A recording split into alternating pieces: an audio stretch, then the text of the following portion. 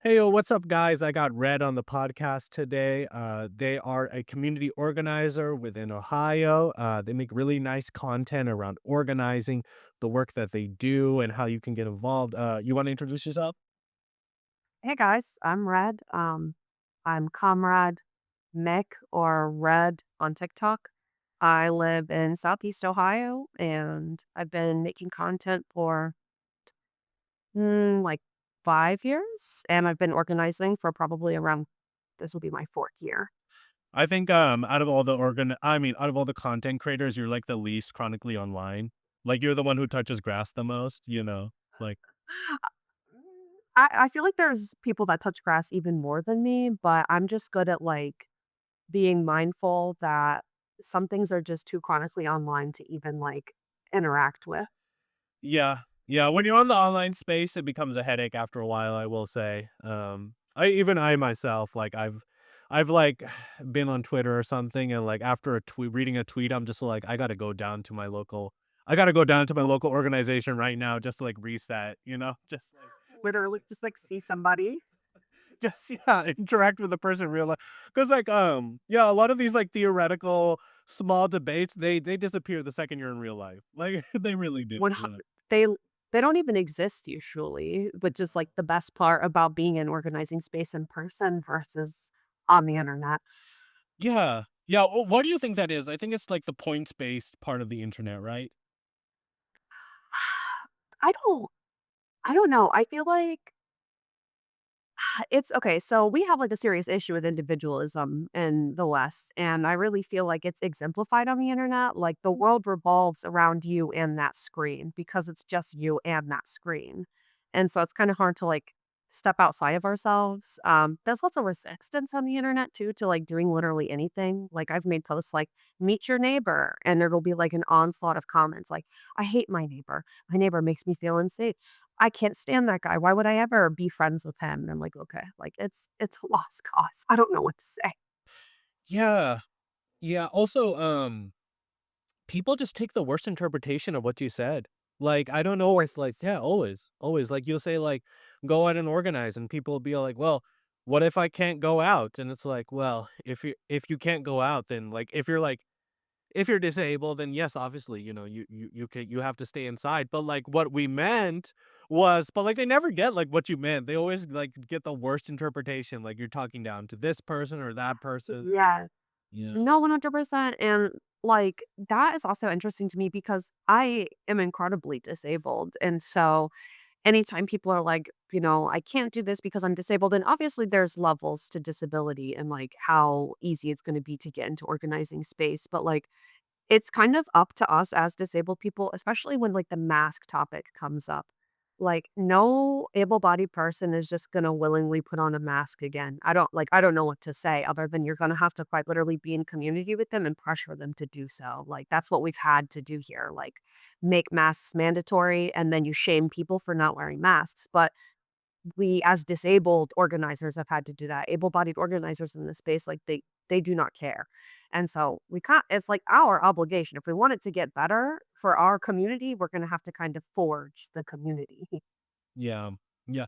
I've met people who are like sort of like homebound, like they have to stay home and For sure. yeah. Yeah, but like yeah, no, I've seen plenty of like I've seen wheelchair bound comrades at organizing events. I've seen comrades who walk with canes at organizing events. I've seen comrades who are intellectually they're a little bit disabled at events, and it's totally possible to organize if you're I don't know, the internet's just there's just something wrong with the internet. It's definitely the bullying system in my opinion, because you're always trying to get like one up on somebody. It's like I got to get them more retweets or likes, or I even fall into that sometimes. I mean, it's addicting. It hits the pleasure centers. It really does, It does. It really I had to, kind of pull back a lot, especially I was a lot younger when I first started making content on TikTok, and I feel like the younger you are, the worse it is because it really, lights up your brain in the best ways, and it's kinda hard to use your, I don't know, your adult brain to be like, "Hey, this isn't always good for me to be constantly getting this, positive affirmation any second I want it and need it." Yeah. Yeah, I've, like, forced myself recently to, like, start reading books instead of going I mean, like, instead of, like, hitting the pleasure centers or, like, I don't know, it's, Mhm. I have ADHD, so, like, I have, like, bad impulse control, so I really have to Yeah. work on it. And honestly, I'm starting to believe that the boomers were right, like, when they're like, "The phones are bad and everything," like, they were Oh, I believe them wholeheartedly. They got that shit right on the nose. like, I don't know, there's It's like, what is positives. the only things they got, like, actually correct about, like, newer generations is that the phone is bad. I always tell everybody around me, like, "I just wanna go back to the landline. You can either call me on my landline or show up at my house, and that's how people should have access to me." Yeah. Yeah, I mean, there's positives to the internet, obviously, and, For sure. in the next episode, me and, my friend Henry are gonna talk about, like, Gramsci and hegemony and organic Yeah. intellectuals in the internet age. So, like, a lot of communists, they wouldn't be communists if they didn't have access to all this freely available communist information on the internet, right? Yeah. Like, yeah, yeah. But there's also It's such a so nuanced conversation. I've talked about this a lot on my TikTok, like, the internet is such a hard thing for me to, like, have a relationship with because of all of the awful takes and online takes that just don't make it out into the real world. But then, also, so many people are radicalized on, like, a daily basis because they have access to the fucking internet. yeah, yeah, and also the internet can be used as a tool to organize. Like, Yes. so I don't know. Especially for disabled comrades. Oh, So especially. I see what it can be helpful for. It's just like on more often than not, I'm bearing witness to the awful parts because like TikTok and all of those apps are just so easily accessible. Yeah, yeah. Even I try to foster like a good community, but even my community, I'm just like sometimes like, guys, why are you so angry all the time? Like Yeah, I for don't know. sure. Yeah. So what motivated you to become like a communist, and what got you into organizing? Yeah, so I grew up in the South, like in Texas, and my public education was probably some of the worst as it pertains to like world history. So I didn't even know like what the word capitalism was until I went to college. So I was I was definitely a communist before I had any of the like actual education to call myself a communist. Um it was going to college. It was my first college class ever, political ideologies 101. And my professor literally just explained like what was capitalism. And she didn't really explain like what was communism or most alternatives. We just kind of went over capitalism a lot. But in doing so, it was very easy for me to be like, "Oh, this fucking sucks. I don't like this. So, like, what is an alternative to this?" And from there, it's pretty simple. I started watching, like, Dr. Richard Wolff a lot. I had a very, I think, traditional experience as it pertains to, like, younger communists and their access to the internet. Yeah, yeah. Like you were radicalized through the partly through the internet, right? Yeah, I mean, like, as a kid, I remember staunchly, like 8, 9, thinking, like, we should, legalize all substances, and, like, I had pretty radical thoughts, I just, like, had absolutely no ideological backing, so, definitely, like, a liberal that anytime I would interact with, like, already, like, ideologically sound people I had an anarchist as a friend when I was, like, 16, and he was like, "You really need to read the Communist Manifesto. You are not a liberal. I promise you're not." And I was like, "I don't know about all of that." And then many, many moons later, there I was, very much so communist. So Nice, nice. Yeah, yeah, yeah. It's life experience, it's the internet, but I mean, yeah, I think that just bleeds into our earlier conversation about like the double-edged sword that is all this freely available information and like interact. I mean, it is kind of insane how I can talk to somebody instantaneously in China, across the globe. yeah. And it's have you seen the show Lane, the anime Lane? No, I have not. It's an anime about, how the internet and all this interconnectedness that we're getting, and this show was made in, like, the '90s, so, like, it was, like, dial-up. This is what they're talking about, but it's sort of creating, like, one human consciousness, like, the internet's almost becoming, like, a super brain for all of us in how ideas get disseminated. Um, and I think in a lot of ways, Lane was on the mark, except it forgot the class struggle, right? So, like, a lot of the ideas that get disseminated are very controlled by the bourgeois, but there's, like, little neurons firing here or there that, like, disseminate Marxist ideas, communist ideas, and I don't know. It's that's how I feel about the modern Yeah. day internet. you should check out Lane Red. I feel like you would like it. Yeah. So, just remind me after, like, send it in, like, the TikTok messages, and I will look into it, absolutely. I will start spamming your email, everything. You know. Um. Perfect. So you organize with a local organization. Could you give us the name, what it does, what you guys do? Yeah, so, I'm currently with an organization called Nourish Our Neighbors, and, um, the general thought was we do lots of meal services, so we need some kind of public-facing organization for our meal services, and then any other different kind of political work could be kinda ran through a less public-facing, like, back end, basically. So Nurse Neighbors exists really for mutual aid strictly, and the organizers outside of that, we do other things. Okay, okay, so it's a little bit of, it's a branch of a wider organization. Yeah, kind of. Yeah, yeah, and, so you would describe it as mutual aid. What does mutual aid mean to you exactly? Yeah, so, mutual aid, as it pertains to this area, because we have lots of charity models of nonprofits, is really just a different model of, like, community care. When I think of mutual aid, it is really just the basis of creating community networks, in which we can really rely on each other before we're going to have to like reach out to the state apparatus and rely on it because it's consistently less reliable. Um, Especially like a good model, and I know it's more of like a survival program, but what we try to model it after is like the Black Panthers free meal programs for children. So, mutual aid to me is like a stepping stone into like serious survival programs, and kind of like creating dual power. Mm, Oh, like a Leninist conception of dual power or like a Marx. Yeah. Yeah, yeah, okay. Yeah, I think, that is one part of a lot of Marxist organizations within America that's missing, the mutual aid part. And some Marxist currents have, like, sort of reinvented mutual aid, like, I think Mhm. partly Maoism with Mass Line was, like, sort of like a reinvention of the anarchist. Mutual aid has always sort of been an anarchist-ish conception, right? Yeah. Yeah, yeah, it's always been sort of tied with anarchists, especially, Kropotkin and the conquest Yep. of bread and things like that, but, Yeah, uh, absolutely. I think more Marxist organizations need to do mutual aid. I think that's something that's missing from them. How do you feel about that, Red? I absolutely agree. Most like popular communist orgs here in the US anyway, we've actually had lots of pushback from them. Like CPUSA was really uninterested in meal programs. PSL kind of had to write really long letters to their districts, like begging basically to do meal programs. Um, I I think it's just kind of seen like, old leadership does not view it, I think, as a tool that it is, especially with the internet the way that it is.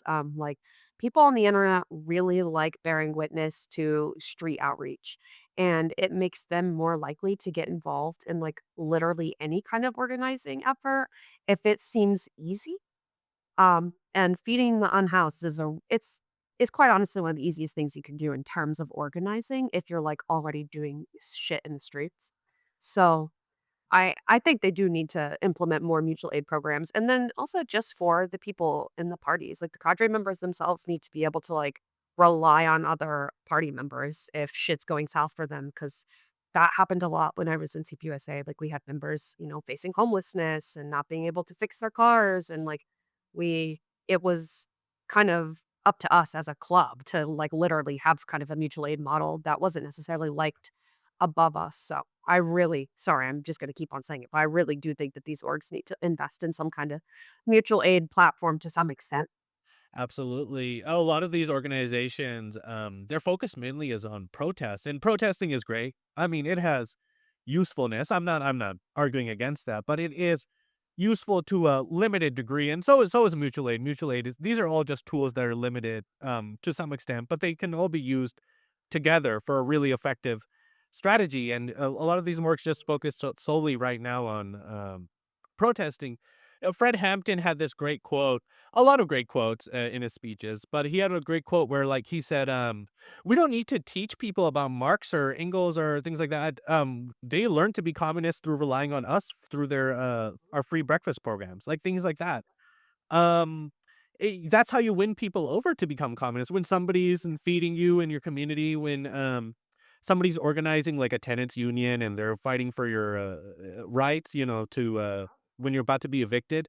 People move over to communism through just, this mutual aid stuff, especially in, Trump's fascism. We need mutual aid more than ever. I 100% agree. And I don't know. I just think like it also teaches you really like necessary organizing skills. Organizing is interpersonal relationships and interpersonal work. So like being in mutual aid situations is often being with people that are in crisis. And like I mean this in like the least lack of empathy way, but like lots of people in crisis are just like kind of insufferable. It's not their fault, but like they're going through literal crisis. And so being in mutual aid programs like quite literally forces you to be uncomfortable, be around people that are making you uncomfortable, be around people that are maybe really like heightened emotions and like having to learn how to be okay with yourself in those moments. Like, I think mutual aid is a good segue into being like a great citizen at a protest, whatever role you're going to take on, police liaison, whatever. Like, all of these things interconnect so that you can be a well rounded organizer.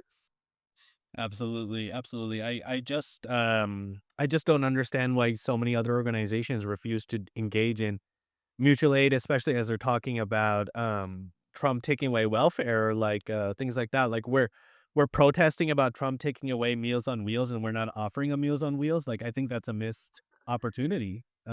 Absolutely. Yeah. I 100% agree. They actually, my hometown was one of the first hometowns that was going to get like a huge Meals on Wheels budget cut since Trump took office. And um, immediately my comrades back home were like, we need some kind of guide on how to do a mobile meal service. So, like, I've kind of been screaming about this for a long time that like mutual aid may seem like a waste of funds, a waste of time. You're not the lumpen proletariat. I've heard that a lot. Like, we don't need to be like investing in the lumpen proletariat, what have you. But like at the end of the day, like these are all the people that I've got when like there's nothing left. And I really hate this mindset that I think what's happening in the Trump era really is people are just very scared. And so they're not willing to do a whole lot in that fear.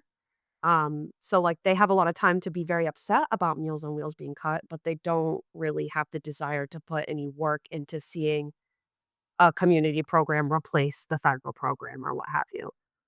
Mm.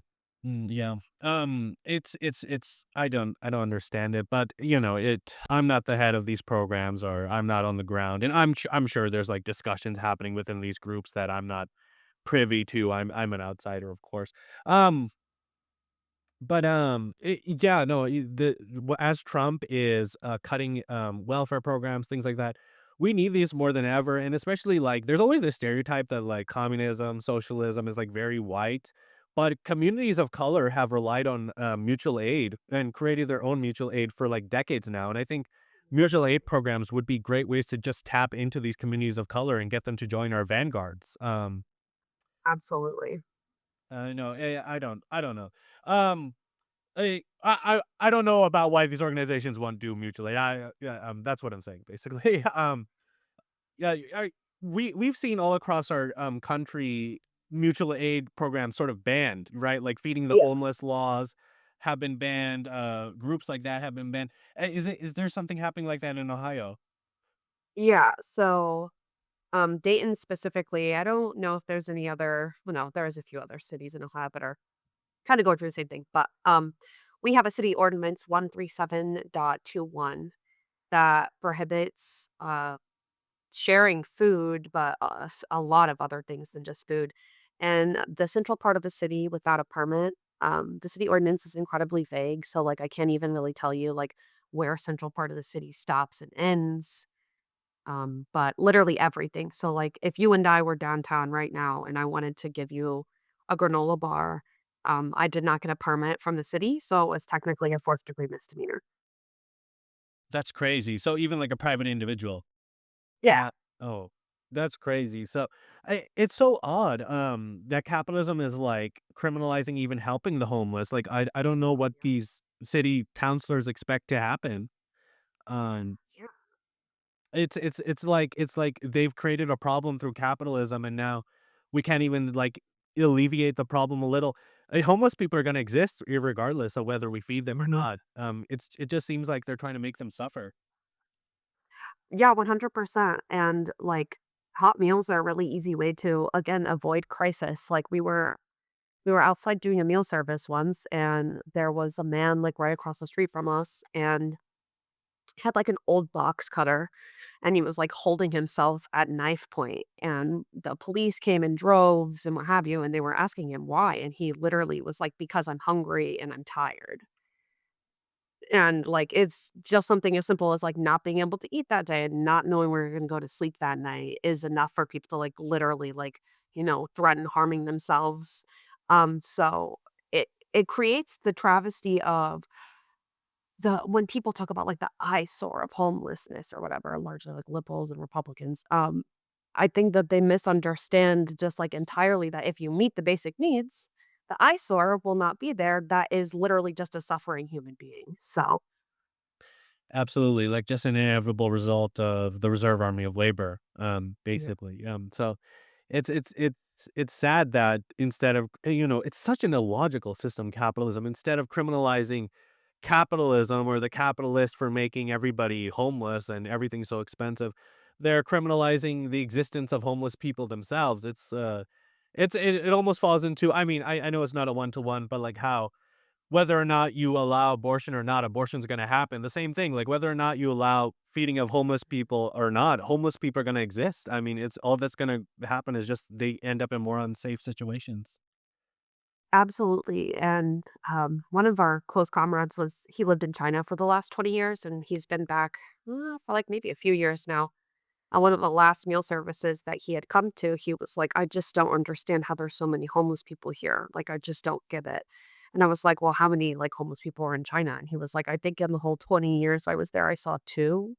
And I was like, "Okay, so we're actually in the trench, like, really bad."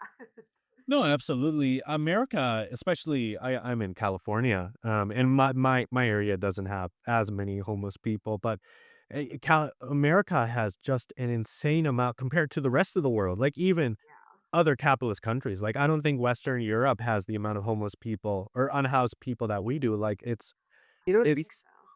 I don't know. I think partly it's because America's housing market is in such a bubble, right? Like it's so overinflated and there's Yes. landlords, especially after 2008 BlackRock and all these like big Yeah. companies bought up all these shares and they started renting out all these homes. Like nobody owns a home anymore. We're in a rentier economy. Uh it's all speculation. Everything's for exchange value. Other countries, they've been a little, even the capitalist ones, they've been a little bit better at keeping homes for like, use value a little bit more, like you within means, Yeah. yeah. That's one of my favorite Xi Jinping quotes is, "Houses are for living in, not speculating." Or I probably got it wrong, but truly, like, housing is for speculating in the United States market, so no wonder nobody fucking lives in that. Yeah, yeah. Despite my criticisms of the current Chinese leadership, it's amazing how far ahead they plan. Their cities. They build like these houses and these cities, and people call them ghost cities. But they're planning ahead with population growth. In America, we're at sort of the anarchy of the market where we're getting like these I don't know, like $1 million, 2 million here in California at least, like these $1 million, $2 million suburbs built, and then they just sit empty and empty and empty, and then a couple landlords buy them all up, and then most of them still sit empty and empty, and the landlords don't want to sell them because they're waiting for their money to come back, and they're waiting for the prices to go up, and so we just got like empty homes and homeless people. Like it makes no sense to me. I don't know. No, it's cruel. Yeah.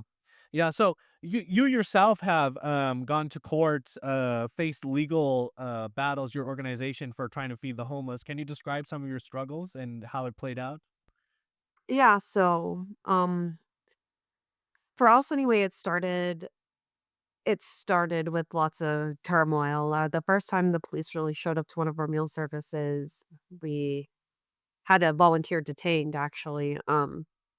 And at first they were gonna take him to jail overnight and like a $500 fine. But a common theme of all of this is that the the police here don't there's a disconnect between the police and like the prosecutors. Somebody somewhere does not want this to be like on paper. Whereas I presume maybe like the mayor or even higher up absolutely wants this to be like a criminalized thing. So in terms of court, actually, I got court summons maybe like a month or two ago, and like a day or two before court, they canceled my court date. And they canceled that on the premise that basically if we got permits moving forward, they would like let this all go. And for a nurse or neighbor specifically, they were willing to waive our permit fee. But the issue is it was, like, literally never about the permit fee itself, like, we could muster up the money somehow to pay for the permit. It's more so about the principle of having to get a fucking permit to feed somebody, you know? So, as it stands, they keep threatening with lots of, like, legal action, but it's not really happening. Um, I guess a little side note would also be that NATO is about to come do, like, a huge clown show in my city. And so I feel like anything before that is either gonna be incredibly brutalized or completely ignored. So it's just not bad press for Dayton before NATO shows up. Mm, is NATO throwing a circus, or were you just calling it a clown show? Like, No, like literally it's just a clown. They're doing some huge expo, I think. I don't know, a bunch of like world leaders, hundreds of them will be here. So oh, I didn't know Dayton was, I'm sorry, I didn't know Dayton was important enough for NATO to show up. it's not other than we have like the biggest intelligence base in the United States here. So, Oh, I see, I see. they really love base. Okay, okay, I'm sorry about everybody in Dayton, I just, I you know, Don't be sorry. This okay, place okay. sucks. I feel that. Um, yeah, no, it's odd that they're, I what I think is they're more towards just trying to scare you. They don't really have, like, a bite to their bark, but they're trying to scare you as much as they can out of feeding the homeless, disincentivizing it. You know, one thing I always say whenever people are going to a protest or something and they're scared about getting arrested, I always tell them, "Don't be afraid." They're like, "Most likely, the worst that's gonna happen is you're gonna spend a day in jail, and then you're gonna get out, and it's gonna be stricken off your record. Like, nothing's gonna get on your record." Well, Yeah. really, the law just seems to be because America has been forced to give us a lot of civil liberties and protections. And so working within the legal framework of America, and I'm not stupid enough to believe that America's ever believed in freedom or liberty or anything like that, but they are constrained by their own need to give concessions. Otherwise, it would be like Mad Max over here under, Yeah. purely unregulated capitalism. Um, they have to give a little bit of bark, and that bark is suppression, and I honestly don't think that most of the police arresting you know the fucking law. I honestly don't. They really didn't. Like, the first time they came out, like it's kind of a newer thing I've noticed with police interactions that they'll tell you something is illegal, and if you're like, "Well, how? What is it?" Like, they'll just literally call into dispatch, and dispatch will read out what law it is that you're breaking. So, they didn't even know. We were like, "Well, what do we need? How do we need it? Where do we get it?" And they were like, "Oh, let me call dispatch." And then we fought about the law with them for, like, an hour, and that's how we got to the point of so if my friend is here and I give her my jacket, is that a fourth degree misdemeanor? And like they literally had to concede, like, well, yes, it is because it's just how vague the city ordinance is written. Yeah. Yeah, they really do not. I mean, I think that's most police in America. They don't know the fucking law when they're arresting you. No. No, no, No, it's mortifying. it is, and it gets figured out in court later on. But you might have broken your nose, or like you might have broken something in the while you were getting arrested. Yeah, they might have brutalized you, and then Fuck, but you they could have like lost your job because you had to go to jail, and that doesn't matter. And during the court date, absolutely, absolutely, and the police just walk free, and we're the ones that have to deal with the consequences. every time. Yeah, yeah. It's very odd. I think American police are very uniquely brutal. Like, Oh, insanely. very much so. I mean, look, I'm not defending any other capitalist country like Western Europe or anything, but the police in Western Europe do not, or even Japan, right? And these are capitalist countries and they're the Yeah. most comparable to America. Even they're not as brutal as us. Most of the time they don't even have a gun, right? Like it's Yeah, literally. I don't know. It's but American police, they use force over the smallest things. Over the smallest things. Like you look at them the wrong way, suddenly you're on the ground. You say something wrong to them, suddenly you're on the ground. It's I don't know. I don't know. That's kind of what happened with our volunteers that arrested the detaining officer. He literally, like 10 minutes before he got detained, he called him a little bitch. And that was gonna be it that day. That moment was he solidified his fate of getting in those cuffs because he just said the wrong thing. Yeah. Yeah. How did the legal process look like? Was it scary? Was it scary like thinking about going to court, getting the fine? Or how did you get the fine? Was it from a policeman or through the mail or So at the detainment, nothing occurred at that at all. Nothing on paper. We didn't get summons, nothing. They just harassed us for an hour and then left. Um, and then for my court date, the service was like months before that I was getting this court date. I got like a loud knock on the door, certified mail.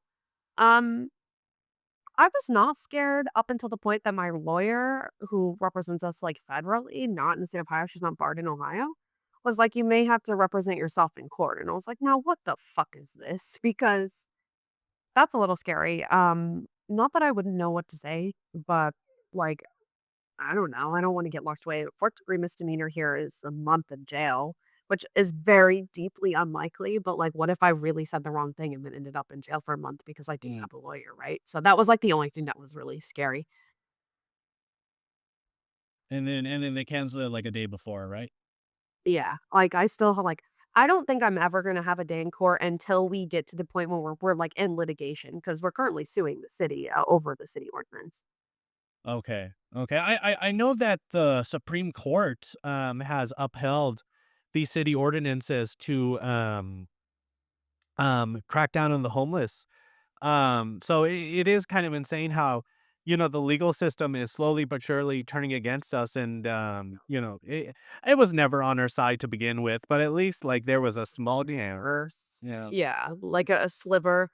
But now they're I don't know, like, it could yield literally nothing and we lose, and that'll be sad, but, like, we didn't pay for this. This is completely at no cost representation, and the law firm obviously is, like, taking cases like this, I think, for the desire of good PR, so they at least have to think there's some possibility that we may win, so I'm hopeful, but I am concerned because our local city commission, Shanice Turner, she has mentioned several times that she doesn't really wanna get rid of the city ordinance, she wants to rewrite it so it is more legal, and that just really pisses me off because it's like, the insinuation is that we'll still be homeless to feed people without a permit. I just want it to be constitutionally sound. Mm, yeah, they're just reforming it better so it's more rock solid, basically. That Yeah, kind of pretty much. remedy too. So they can, like, enforce it better, basically, is the kind of the vibe I get. Yeah, yeah. I mean, they're smart. They're really smart. Liberals, yeah, capitalists, whatever you want to call them. Like it just sucks. That's all I can say. These anti feeding homeless laws, and it's great that you guys are using a legal avenue. I mean, freedom of speech, I mean, civil liberties, rights, legal avenues. We've never fully had them, and we really don't have them as they exist. But all of these exist as like tools that we can use to, you know, for the eventual revolution or like just to pressure the system while we have it. Like that's always been my opinion. Like let's just use free speech and all these legal avenues to pressure the government until they take them away. Right? Like, let's force them to Yeah. take them away a little bit. Like, let's use them to agitate until they take them away. Yeah, there's definitely been, like, some talk of it not being, like, the correct path of resistance, and, like, if it were up to me, like, without getting fully into details, like, resistance would look a lot more like, um, in the streets, Mm. possibly occupying spaces, but, like, you have to use multiple avenues, and this isn't my favorite one, but it was the one that made the most sense. We don't have a lot of people here in Ohio that are willing to risk arrest, like, for any amount of time. So with that being kind of a dilemma on our hands, you've got, like, 3 people that are willing to get in trouble. That's not enough to, like, accomplish anything realistic outside of legal means. So that's kind of why we're here where we are right now. Yeah, yeah. I mean, I think a lot of comrades get this idea that revolution always has to be our strategy always has to be violent. And like we're just doing like revolution and we're smashing it in the streets. And if we're not doing that constantly, it's a waste of time. But I mean, even Lenin recognized that we can take like legalistic avenues when the strategy isn't there, and it's not like legalistic avenues for like reformism. It's it's Yeah. it's it's ultimately just a temporary tool that we use for the eventual, all that good stuff. I don't know, Marie Antoinette. I don't know. I won't say it explicitly, but off with their heads, things like that. Yeah. Gulag, spike pen, I'll say it if you won't. um, but and asking people to get arrested and asking people to put their lives on the line, especially when the American proletariat is not ready for anything violent, is a very hard thing to do. Oh, Ask, yeah. it Yeah. it is one of the hardest things. Like, one of the most shocking things is one of the most willing people to get arrested, he literally drives out to the meal services all the way from Wisconsin. He's driving, like, hours, and I appreciate him so much for that because he'll go to jail. He doesn't give a fuck.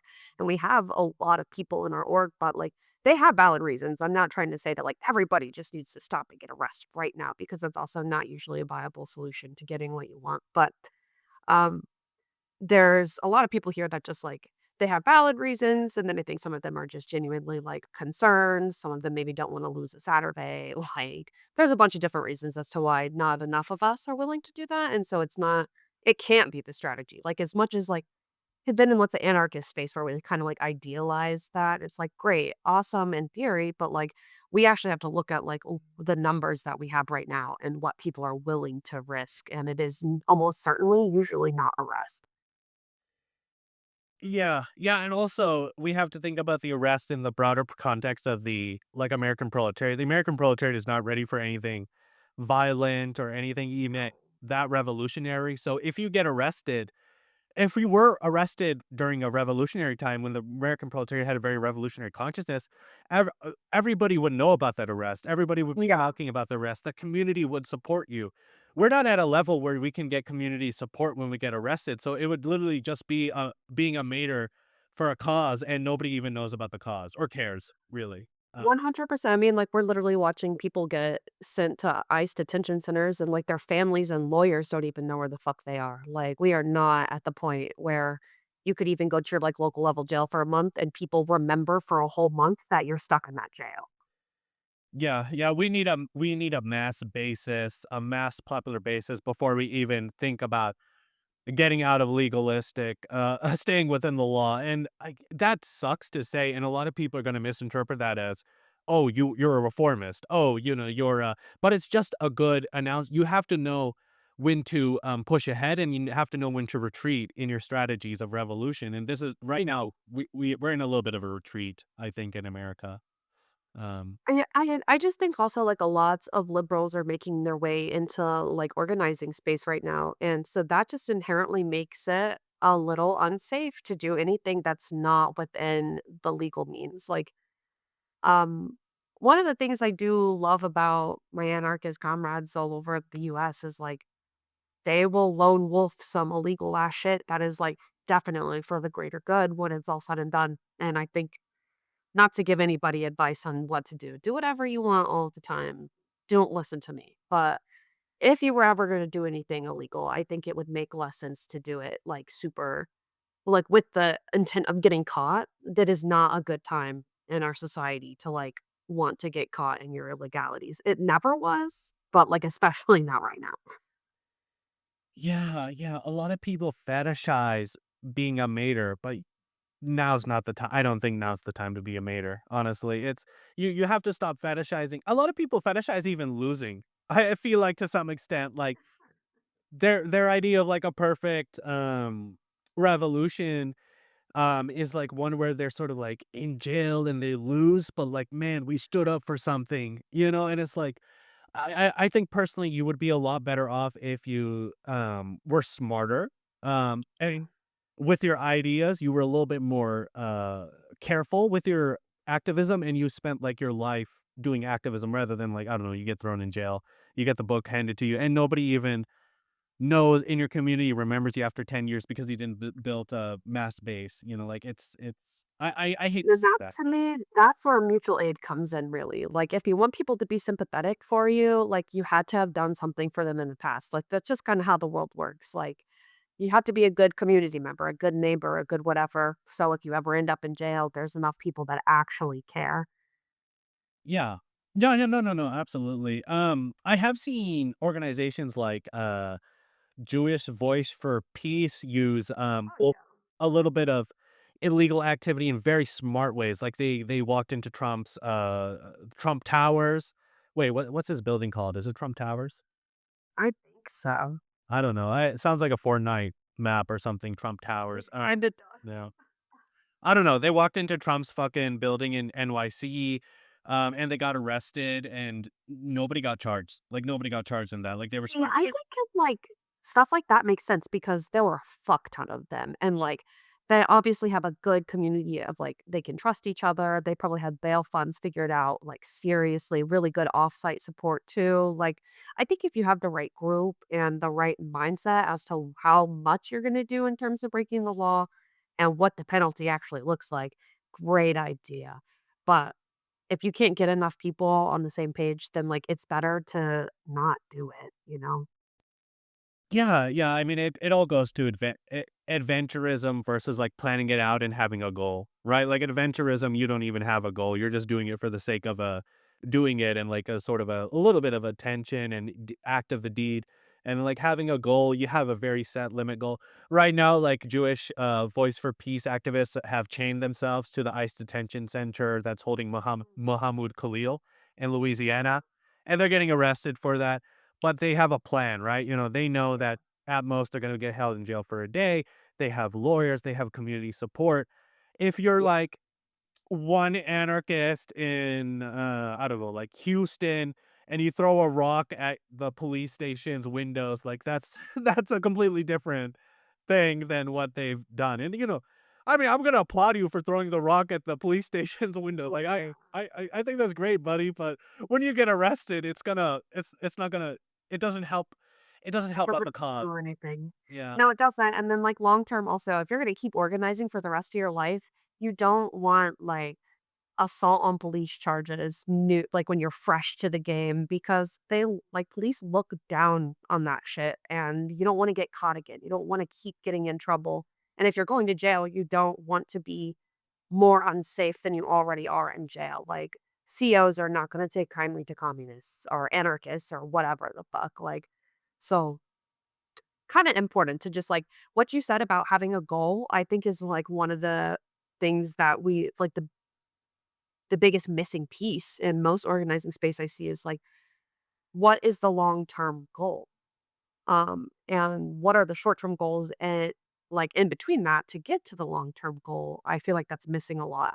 Most of the goal I think is like this individualized need to feel cathartic. Like I got it off my chest. I was angry and now I'm not. And it's like that's not what organizing is for. This is not like a place to feel things. It's like a place to do labor pretty much. Yeah. Yeah, I've noticed that a lot in my local. I mean, I love my local groups. I love the local Palestinian group I organize with, but sometimes we'll like do something and I'm just like, we're not really doing anything in the community. We're just sort of doing this to feel better about ourselves. And Mm. that has a usefulness. I mean, I get that we're living in a crazy world, Yeah. and sometimes we need to get it off our chest, but, um, I don't know, it's sometimes like, look, you know, we can't be tailless, we can't be, too far ahead of the masses, we can't be too far behind the masses and their ideas. We have to Mhm. lead the masses, and we have to be on top of them, and you have to you can't be an insular community, right? Like, you can't be holding hands and always talking to each other, you have to be constantly talking to people outside of your organizing Yes, space. Yeah. exactly. Yeah. I don't know. I'm gonna talk to my leadership and about this maybe, and maybe they'll hear me out. I don't know. Yeah, the least you can do is like voice your concern. That's like one of the things I love about communist space anyway, is like critique is accepted and needed and necessary. And I appreciate that about other communists is like if I'm doing something wrong, generally they're gonna let me know so that we can figure out how to fix it. Mm. Yeah, and in real life is not individualized. Like if somebody has like a bad strategy, it's not an attack on you at all. Absolutely. Yeah, like on the internet again, like a little different, very personalized attack or what have you. But yeah, in organizing space, it's like it's not a moral failing on me. It's just like we could do this differently next time, you know? Yeah. Yeah, absolutely. Um yeah, do you see mutual aid as like a means to itself? We were talking about that a little bit, dual power. How do you envision mutual aid building into dual power? Like could you expand on that a little bit? Yeah. So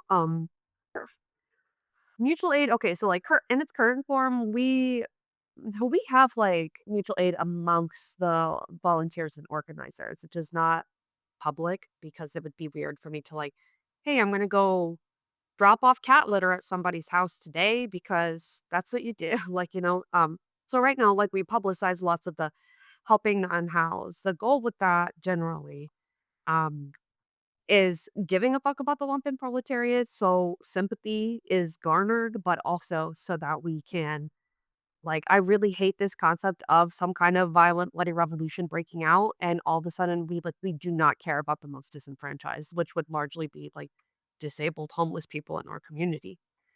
Sorry, I'm getting off. But basically the whole goal with mutual aid into dual power would basically just be building these networks, not just in your city, an hour away, 5 hours away, and you have all these networks that have not only just built, like, networks of care, so the mutual aid aspect of it, but also, like, emergency comm systems and stuff like that. The mutual aid is just a segue into getting people into organizing in different capacities that set us up for, like, emergency preparedness and fuck, even like clandestine organizing. Like you can't do any of that if you do not have people that can feed you and you can feed them and house them, vice versa.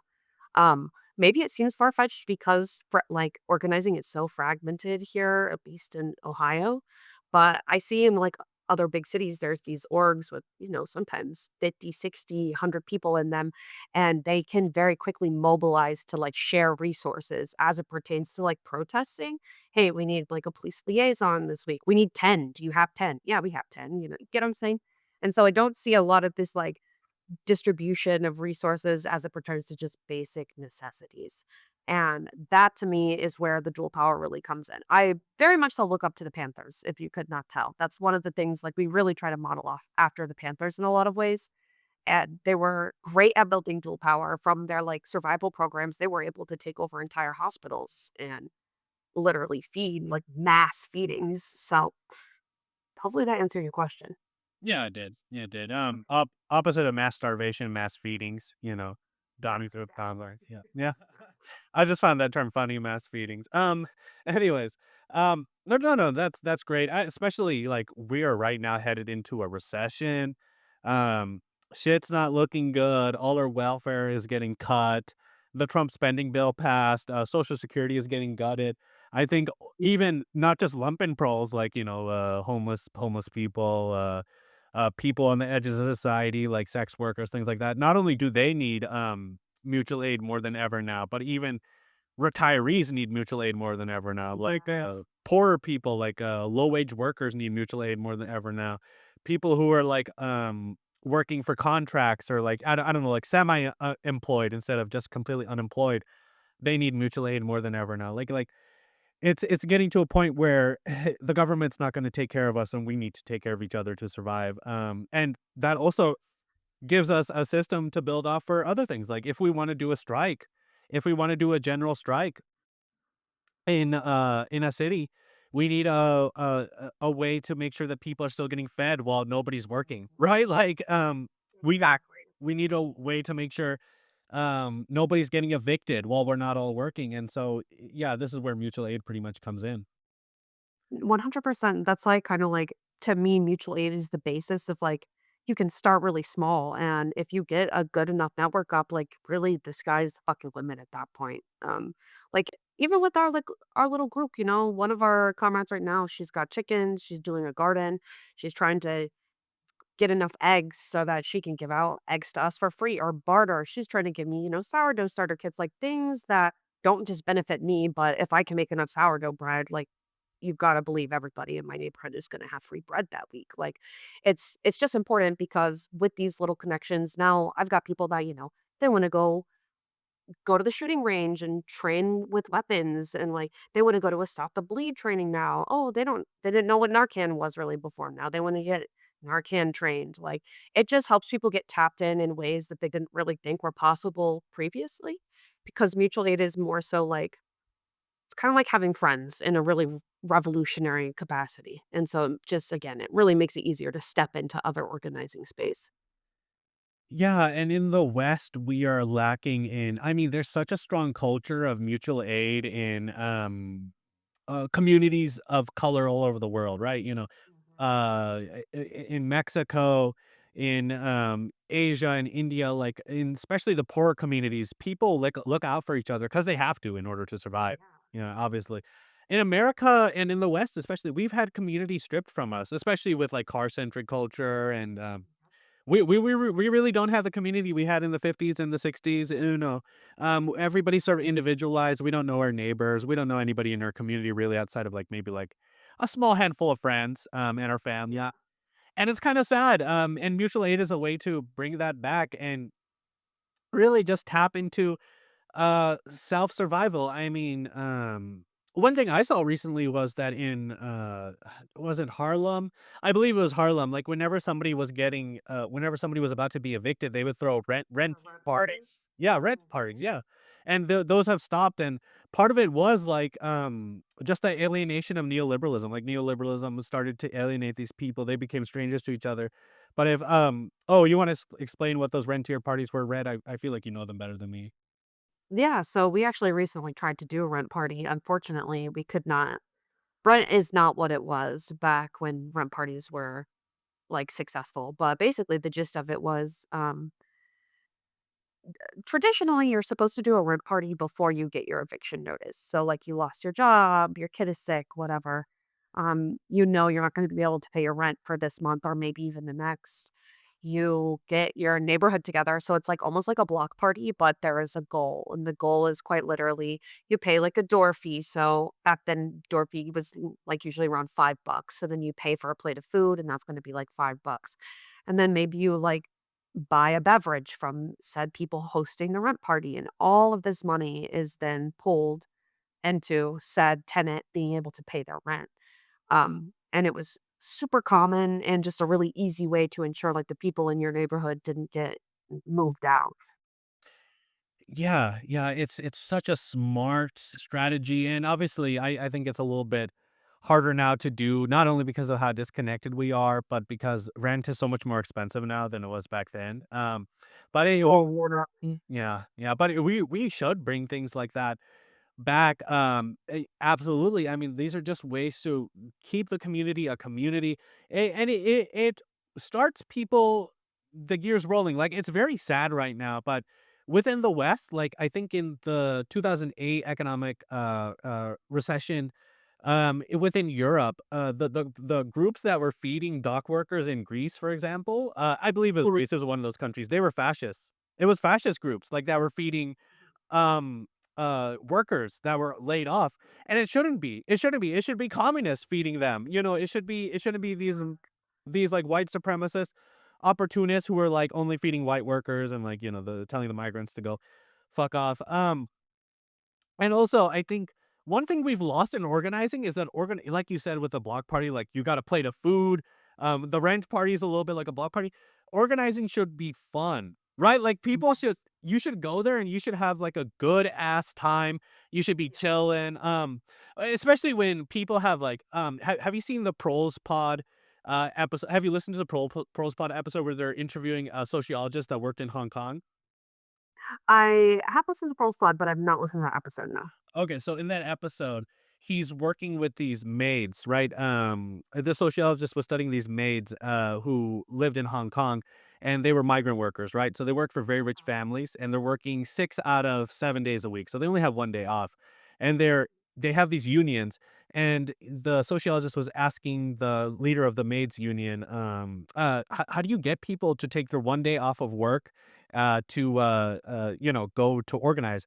And she said, "We make it fun, we make it worth it going there." Like, and he said he was in that space and they're having a blast while organizing. They're having fun while organizing. If we're trying to organize the proletariat, they better have a little bit. I mean, I'm obviously we have to do serious work. Like it can't be parties.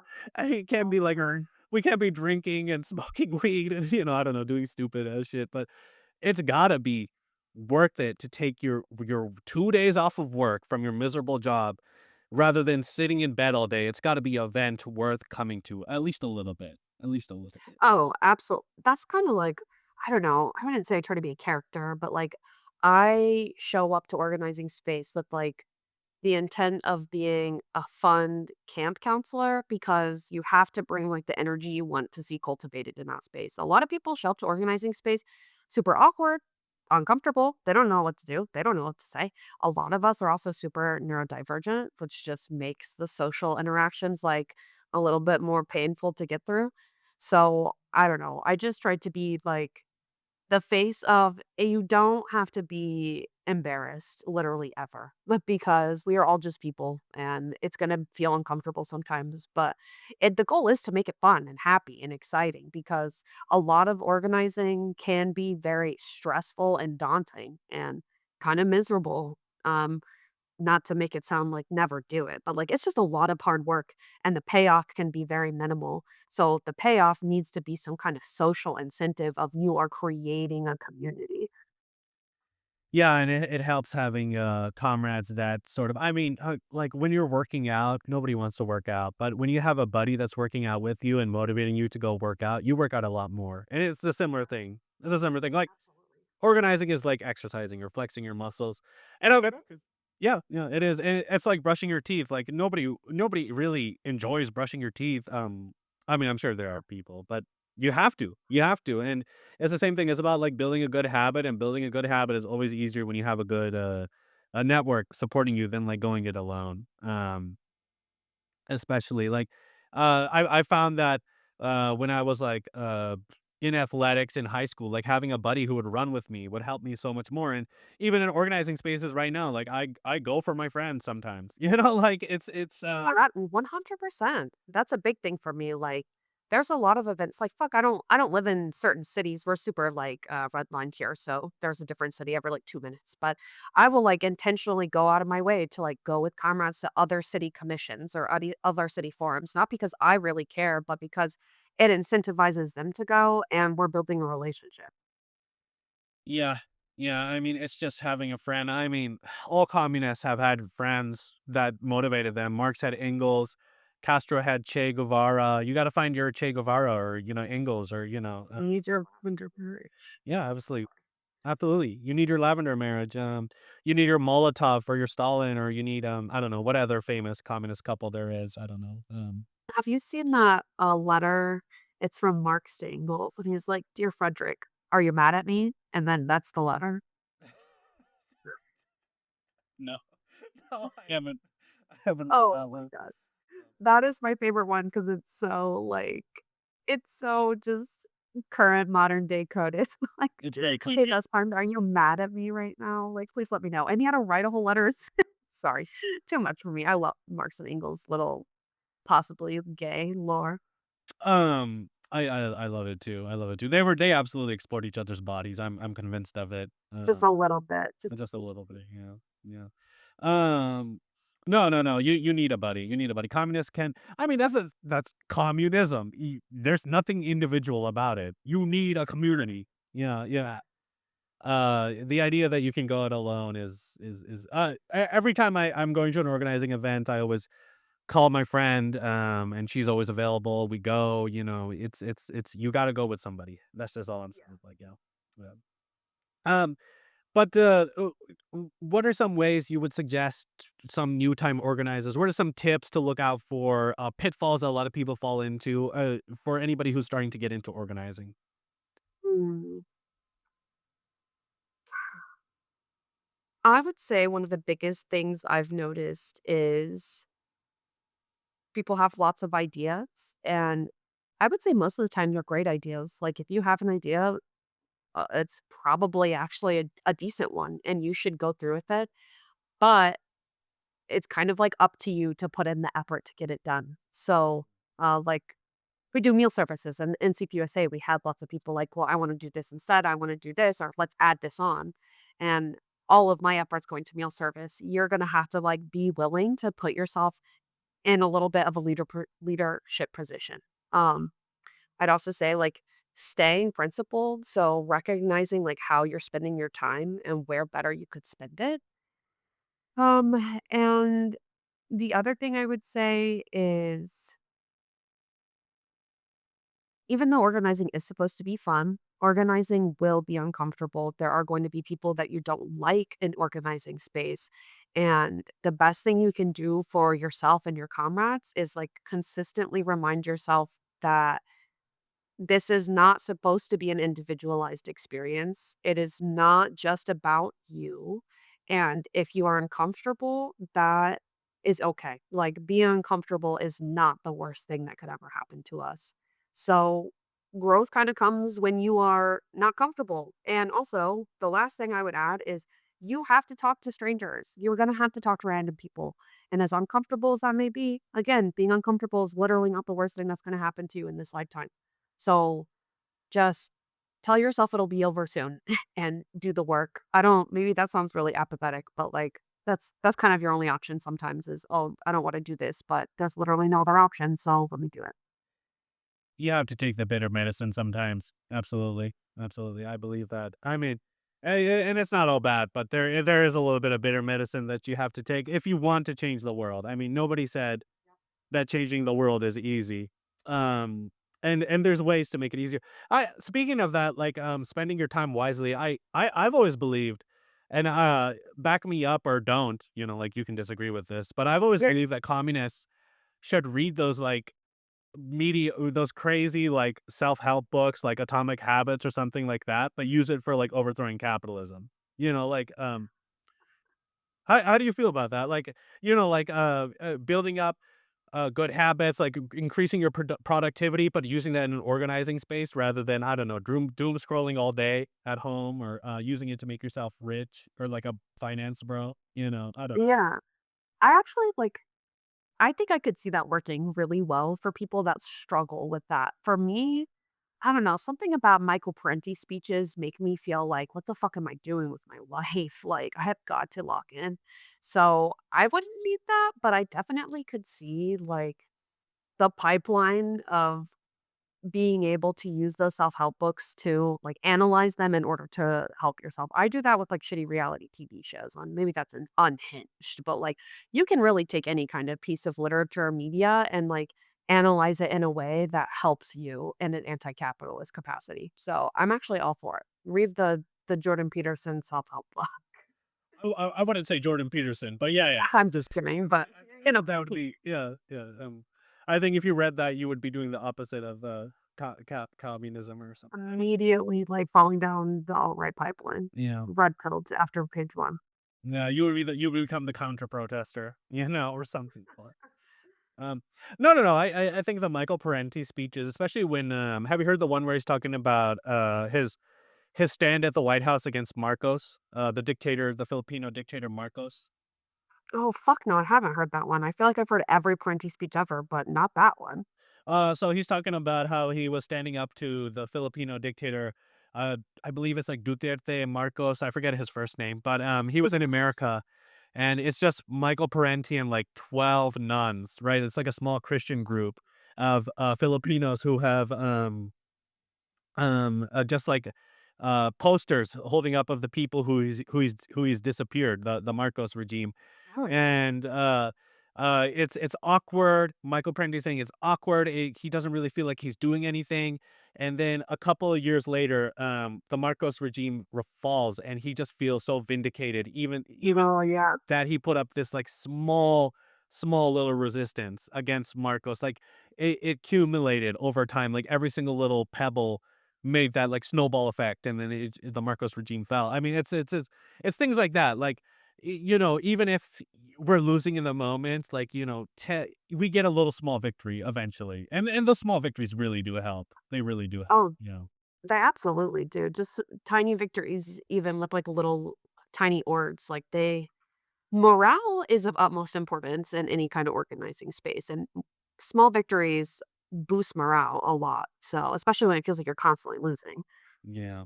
Yeah. Do you this I don't know if I should ask this, but have you noticed any feds in your organizing spaces?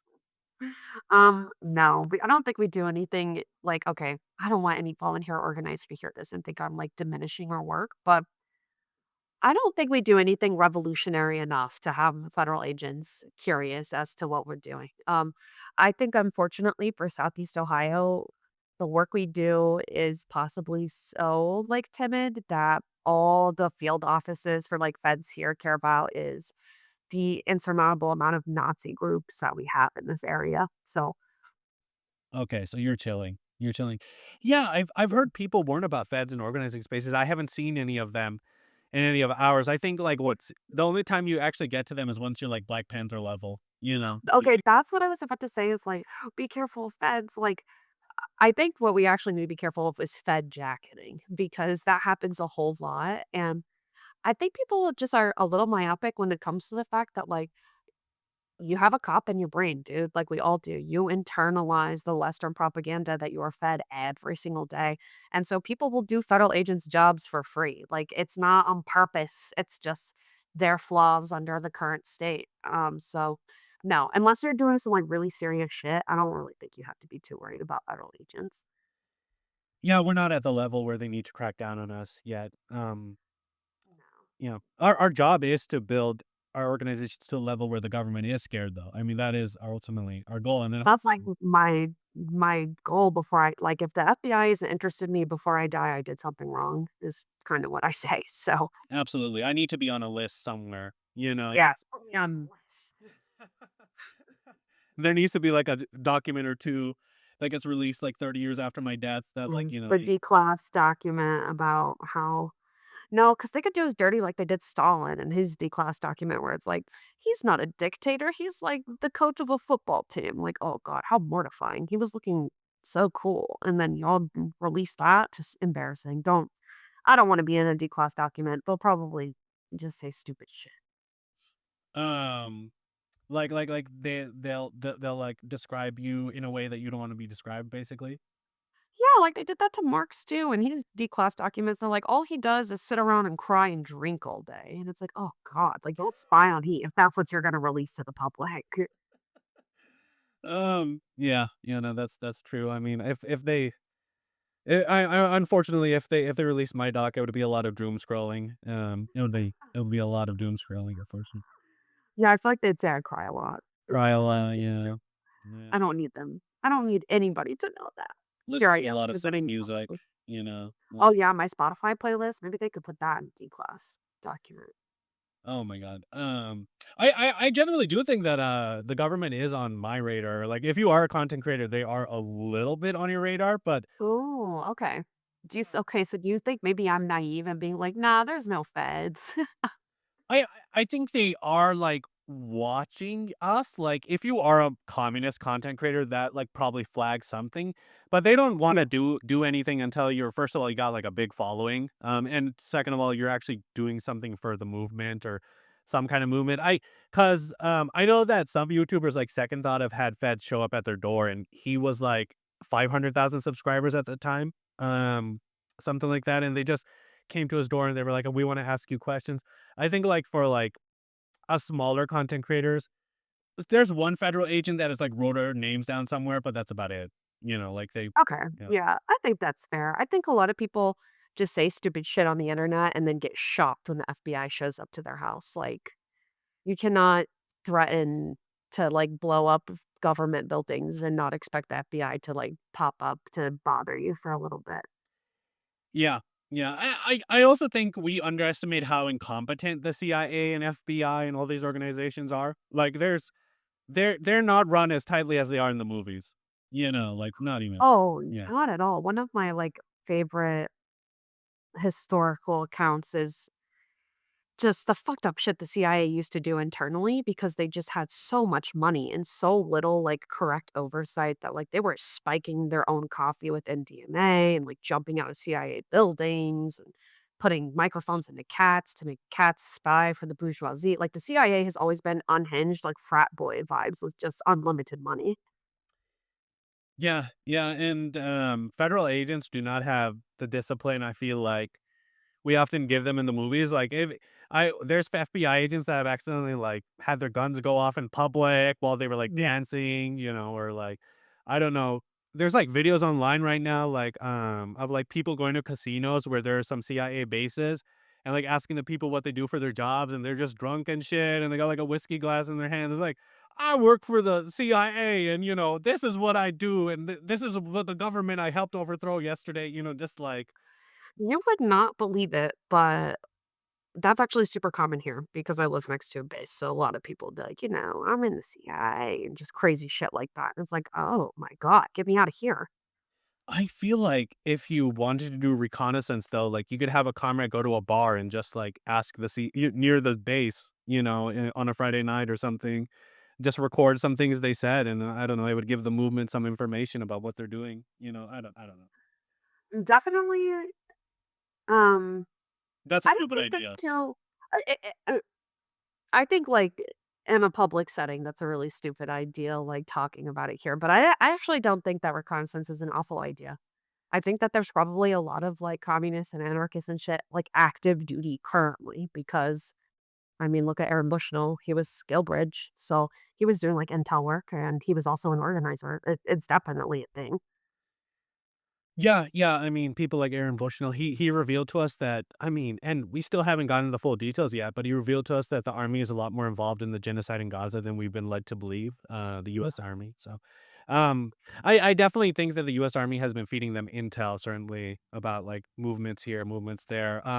And whether or not they're on the ground, I have no clue. They probably might be in some limited capacity, but they're keeping it locked for now. Um, it's odd right now because like I know for sure that American ships are sinking in the Red Sea because of the Houthis, because of Ansar Allah, but we're not getting any information. They're keeping it locked because it'd be embarrassing. I don't know. I don't know. It's Yeah, that's why Donald Trump is literally like releasing videos on Twitter of like, "Hey, look, we bombed these people because they keep sinking our ships. They'll never sink another one." I'm like, I'm sure they will sink another one. They probably currently are." I know. It's our strategy right now is just kill civilians. I mean, Yep. it is just punish the civilians. He released a video of him killing a Yemeni tribal celebration, and he titled it like "We got the fucking generals," and it's like, why the fuck would generals be It holding was him? literally an Eid service. Like, what the and the way they were standing too, like they're literally just in a big circle.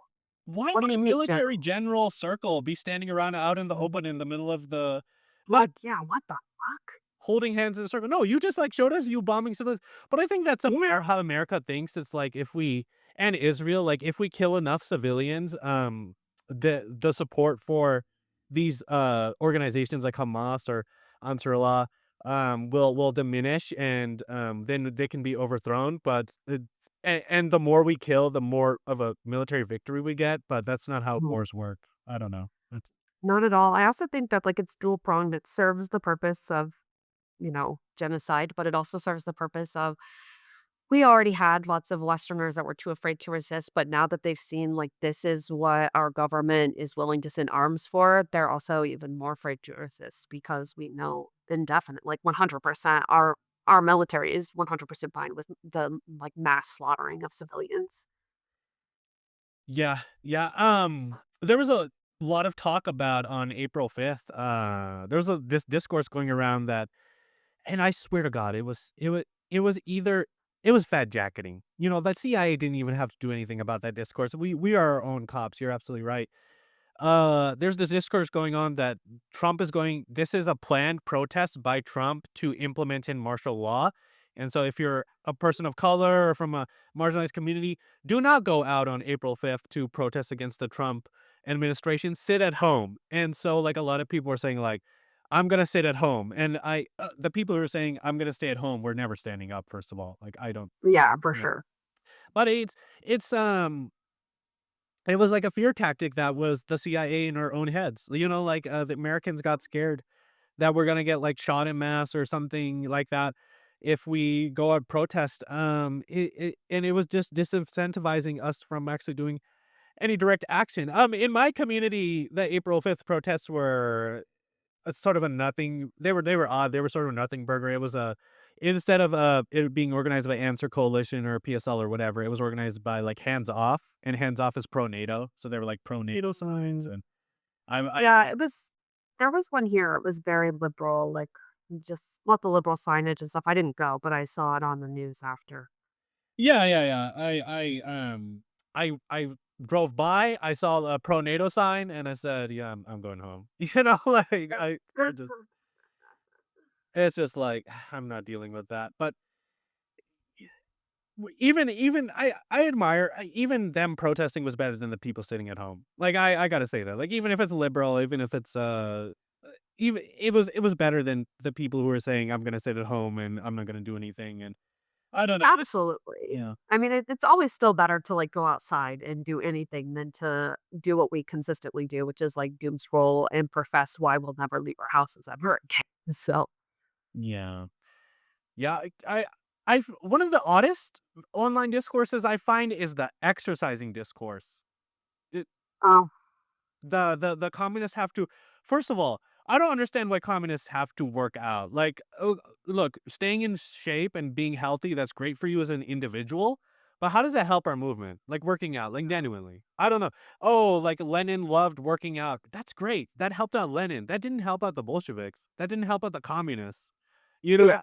like yeah, Lenin lifted weights. Like, and there's really funny stories about him like talking to a strongman and the strongman's got a barbell on the floor and Lennon just lifts it up and he's like, "You do it like this?" And like everybody's impressed. Like, yeah, okay, that's a Chad move. But Lennon lifting that barbell and you lifting pumping iron, that is great for you as an individual. That is absolutely wonderful as an individual. And you should work out if you have the ability to, because it's just, there's no negative effects to it. But that doesn't help out communism. You're so individualizing communism. Like I don't know. I don't know. You got any words on it, Red? I think that, um, I don't know if you know who Hot Dog Person is on TikTok. No clue. Okay. They're a great organizer and they work out an insane amount. And I think that working out can be a good way to like instill discipline, which is great for, being a communist.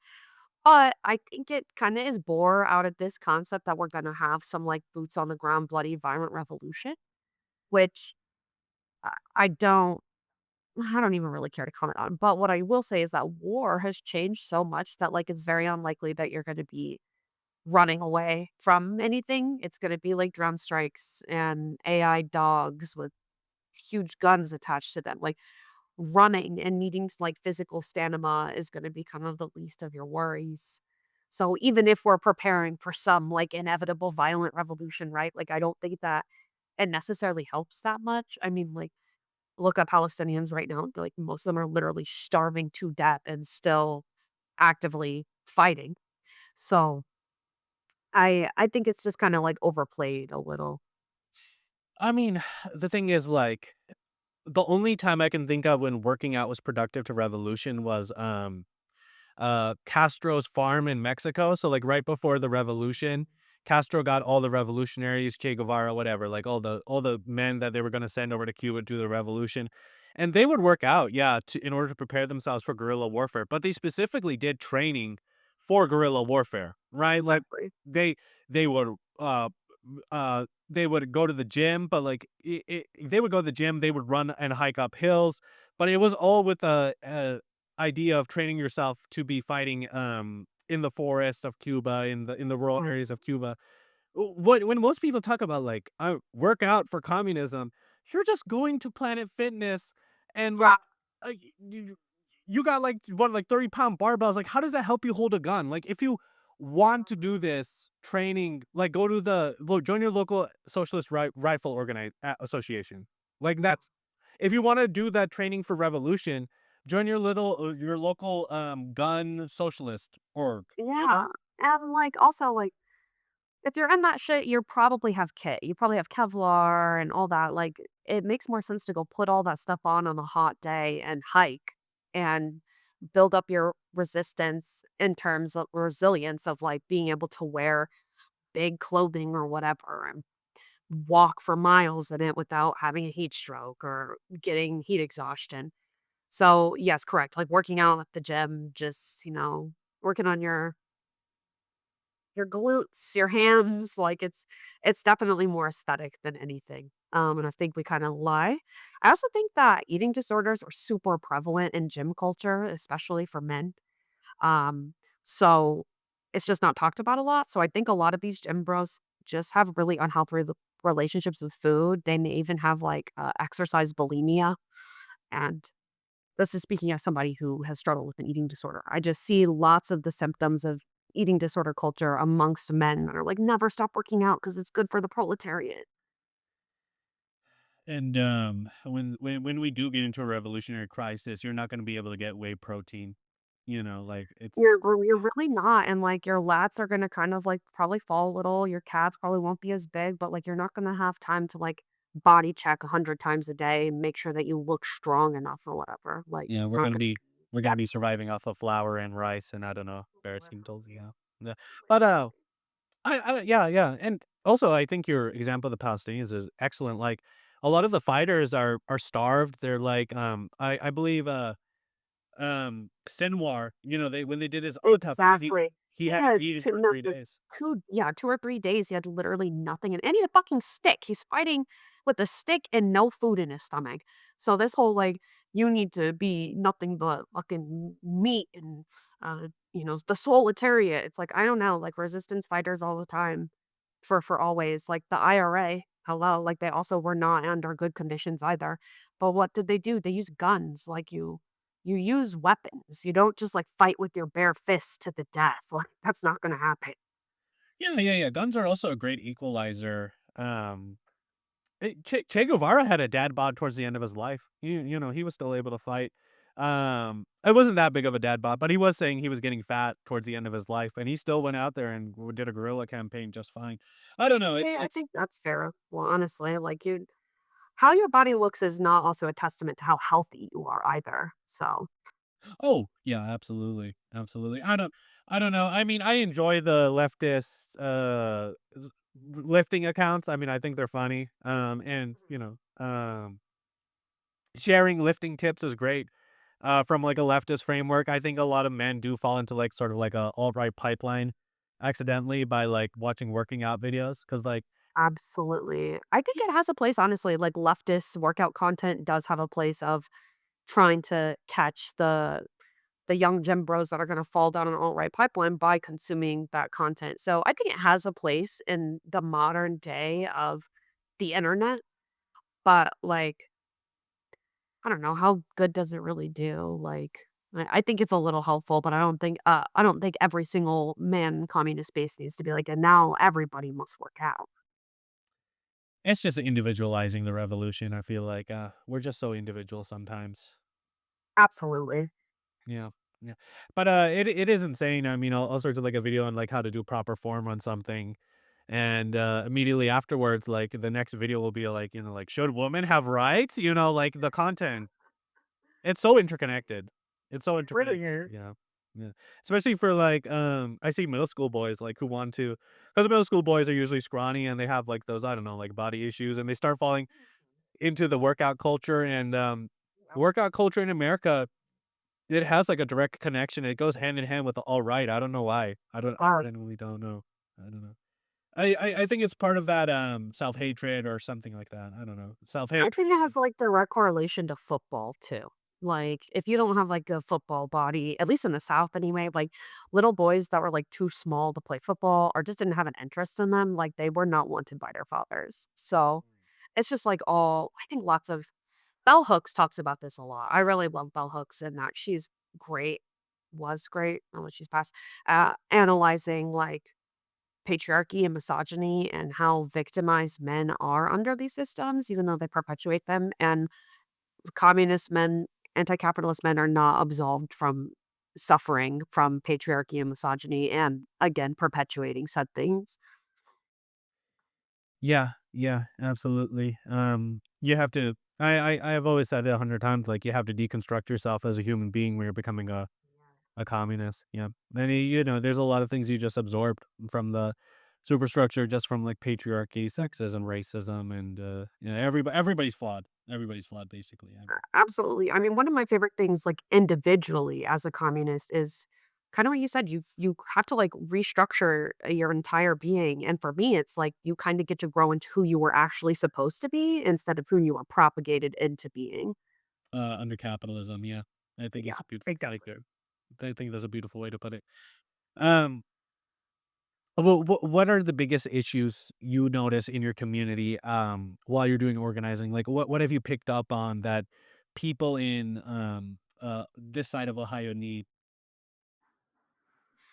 Like in terms of like material needs or terms the organizers. Okay, material needs. Housing, harm reduction. Seriously, we need like we have, like, needle, distributions, but they'll do, like, a one-to-one ratio, so you have to bring a dirty needle to get a clean needle. I think that that's a really big thing is we need more Narcan, we need more test strips, we need a housing first model, we need serious healthcare. Ohio is a breeding ground, I think, for, like, the worst travesties under capitalism. Like, in my city, the median income is literally like half of what the average is. And then what it costs to live here is about national average. So the majority of people here are not, they're like barely surviving. Yeah, yeah. Do you feel like to some extent people in like more urban centers sort of look down on these areas? Like within liberal circles, they're like, oh, we don't care about these country bumpkins or like these poor people or do you ever feel like it's looked down upon a little like rural areas or even just like areas out of the way of like major cities like New York City? Yeah. So, I mean, like being from West Texas, I'm from a really small town originally. My mom grew up with like a town of a population of like maybe a few hundred people. So one of my biggest critiques of liberals, and it's often why I say in a community capacity, I would much rather interact with like old Republicans. And obviously, being like a white woman, like adds nuance to me saying that. But the reason for that is because liberals my whole life have always like they mock a Southern accent, and that's just, like, the basis that's the very tip of the iceberg that is them thinking that people in the South genuinely, like, deserve the devastation that's coming to them under fascism because of the way the majority of the South voted, um, and that Southerners are stupid and that it's not populated enough of an area or whatever for anybody to actually care, and, like, they created their own problems, so why would anybody ever care about them? Yeah, yeah, it's a lot of thinking like that. I think it's because it's a complete lack of materialism, Mhm. and a genuine inability to see how capitalism creates, first of all, like conservative areas because of underdevelopment, but also how it robs these areas. Instead, they focus on like a cultural struggle, which is like, oh, you voted for the wrong capitalist party, and so it's all your fault that you're poor, as if it's not capitalism's fault that these people are poor. Um, Yeah, it's fucking crazy. yeah, it is. And there are a lot of problems within rural areas. There's a lot of chauvinism, racism. I mean, you mentioned yourself that there's a lot of white supremacist groups in your area. Um, but still, there is. I found within smaller communities in America, there is a basis for a sort of uh culture of community that lends itself to mutual aid. Yes. That is I think a lot of what mutual aid means to me is just how I grew up. Like, the South is a lot different than the Midwest, and that, like, if there's a crisis, if there's a tornado, if there's a hailstorm, it does not matter what you look like. The people around you are going to help you. Like they really will just help you. And they're not always like that. On a random nice sunny Tuesday, it may be a completely different interaction, right? But like Southerners in crisis just know how to like put their issues aside and help each other. And I don't see that a lot here in the Midwest. I feel like crisis is still a very individualized experience here. Whereas in the South, like if somebody's struggling, everybody's struggling kind of thing in your neighborhood. Yeah, yeah, and you don't really see that existing in, like, New York or, like, very highly urban areas, San Francisco, everybody just sort of on their own.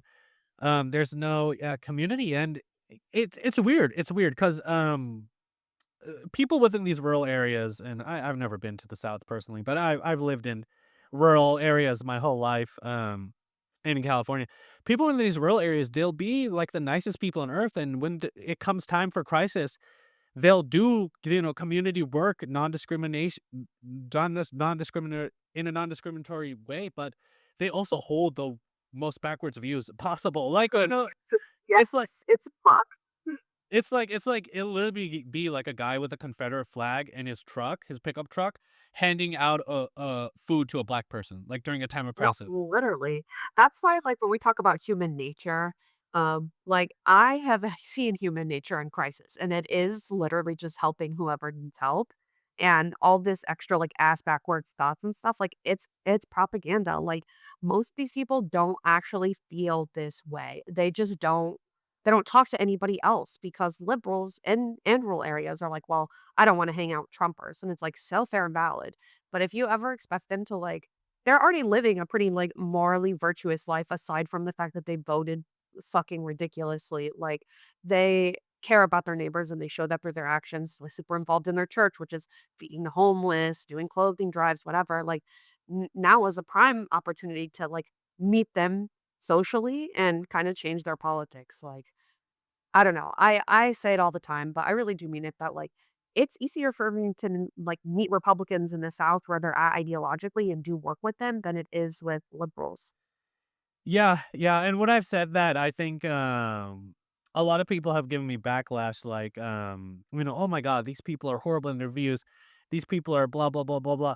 But I think it's hard for them to understand, like, when you've actually, like, okay, some of the nicest people I've ever met are rednecks that wanted all brown people dead politically, right? Like, they Yeah, wanted it's like fucked.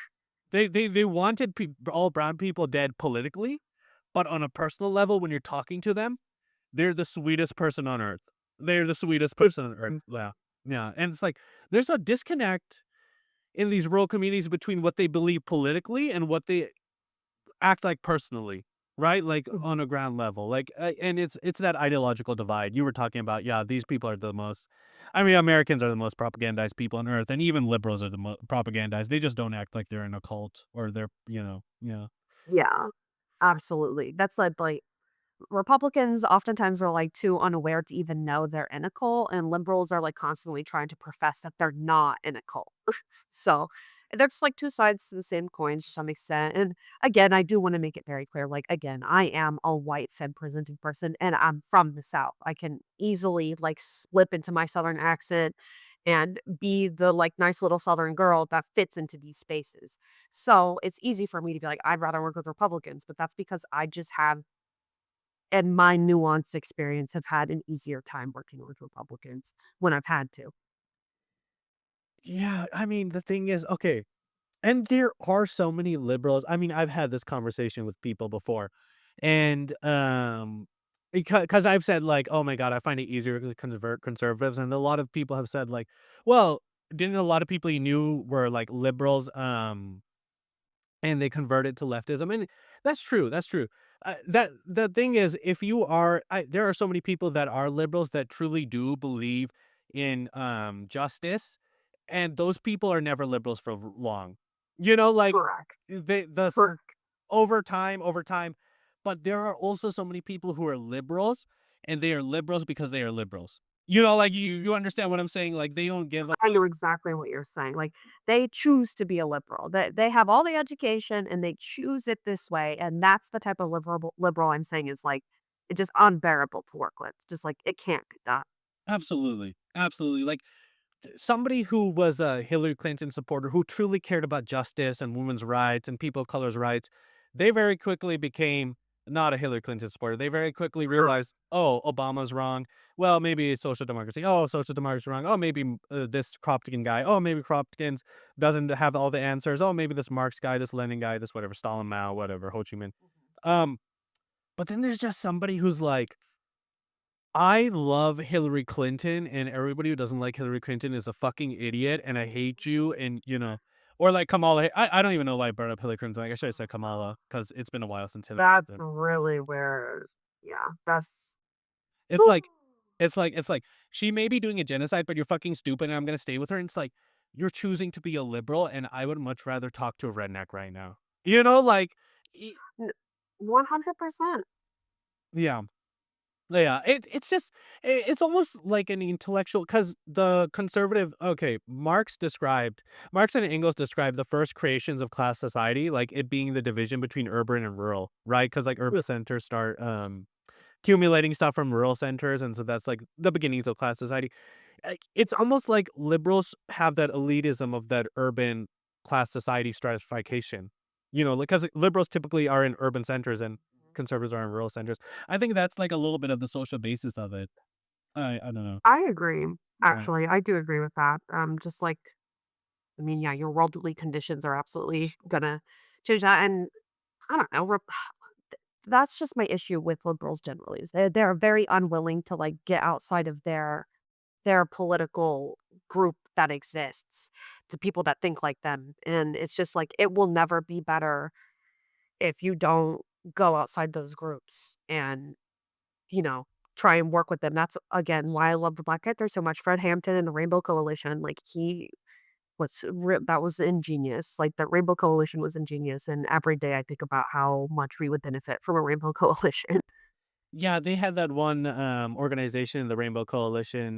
They had sort of a Yellow Panthers, I believe, that was for Asian folks, and then they had the Patriot Front, which is for it was called the Patriot Front or the Southern Patriot Front, and it was for Southerners, Southern white people. Yeah. And the Patriot Front, I don't know, it did great work. It had the Confederate flag, unfortunately. Yes. Yeah. Yeah, but I believe they dropped it after a while. I believe somebody in the Panthers told them that's not cool. After Yeah, well, so that was some like when Fred Hampton like walked into like a Confederate meeting and they had Confederate flags, lots of the Panthers were like, "Oh fuck no, I'm not about to do this." And Fred Hampton had like he talks a lot about like black people need black power, white people need white power, yellow people need yellow power. Like he literally uses that language. And I don't necessarily agree with that, but I do understand like the cultural need to meet people where they're at. And that's kind of I think what he means by that. Like we don't need to segregate organizing space, but if we can build coalitions with existing groups and kind of cohesively organize on specific things, that's like really all that matters depending on what we're organizing on, obviously. yeah. Yeah, it wasn't the Yellow Panther, it was called Yellow Peril, which I think is a very hard Yep, name. that's right. Yeah, it's a hard name. Yeah, I think I think the Black Panthers were really a good sort of template for future actions. I but it's they also failed, and that's because of Coins are Pro. That's because the state. We have to like figure out where they went wrong. That's what I'm saying. Like I'm not dissing in ingenuizing anything that they said, or they did. They did amazing work, but we have to figure out where they went wrong, where they Absolutely. yeah they were lacking. That's what I loved about Marxist parties though, right? Is like the Panthers kind of exist today so that we can learn from them and grow from them. And like I listened to Angela Davis speak like only a few years ago and definitely still like very, very radical in how she kind of views the the like Panther framework and how we can use it today, basically.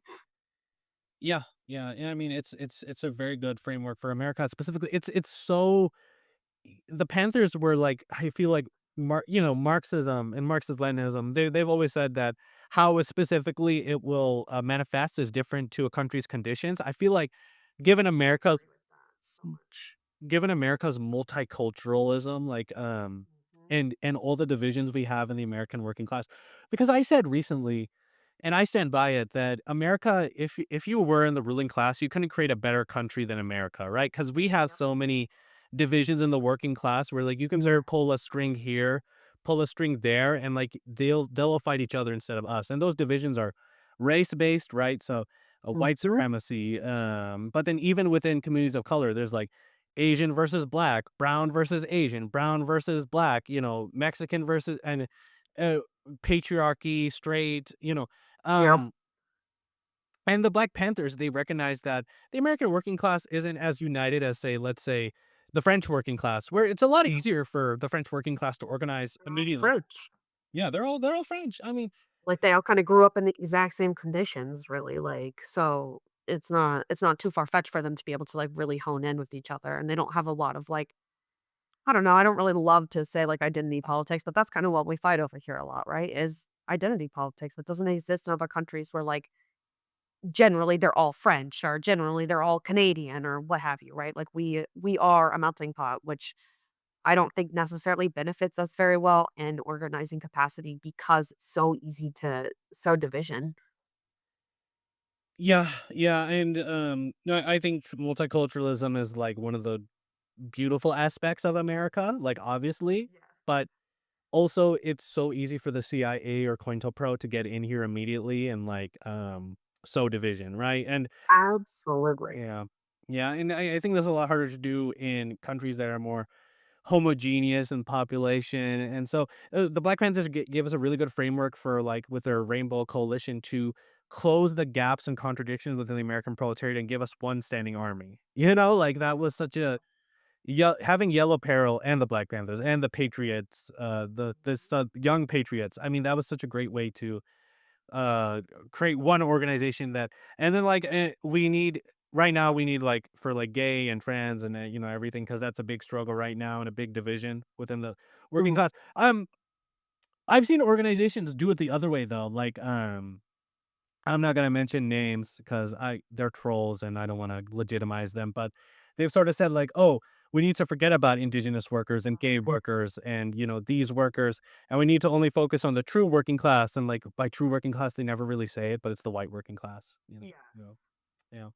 Or like even some have said like, oh, we need to stop migration. Like communists should be fighting against migration because then like you said it leads to that division and it's like no we should be fighting capitalism not migration. Yeah, no, what the hell? Like, uh, being multicultural is not the problem. It's that it's just easy to sow division when you have a bunch of people who have grown up entirely different ways and have different cultural existence. Like, but no, we shouldn't. Like, we should not focus on immigration. These are no, very much so feels like bad talking points. Fat jacketing I think Mussolini jacketing honestly. Yeah.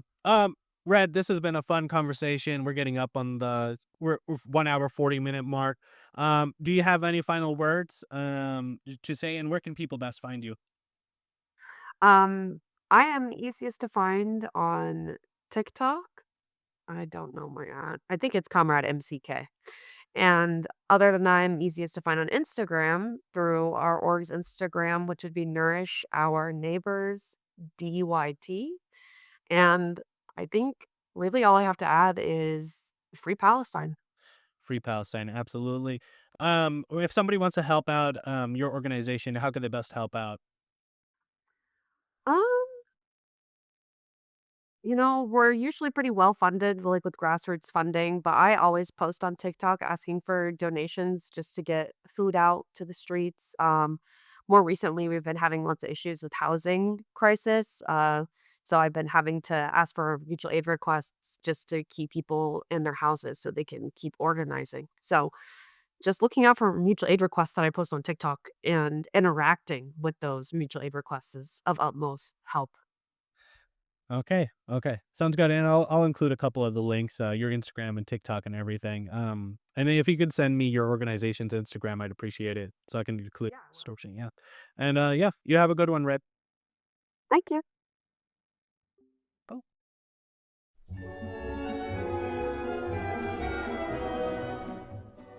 This episode of the Pokepreet Pod has been brought to you by our generous members on our Patreon.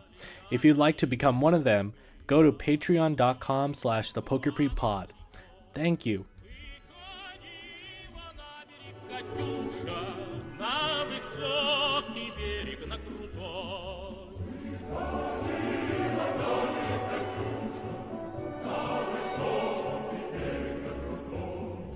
What the fuck?